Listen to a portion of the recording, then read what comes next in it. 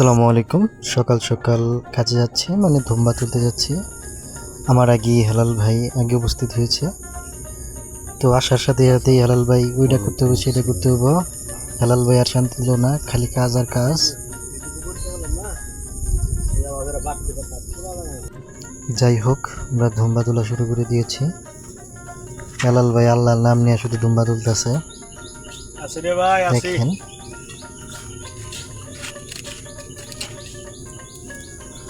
আল্লাহ পাকের রহমত।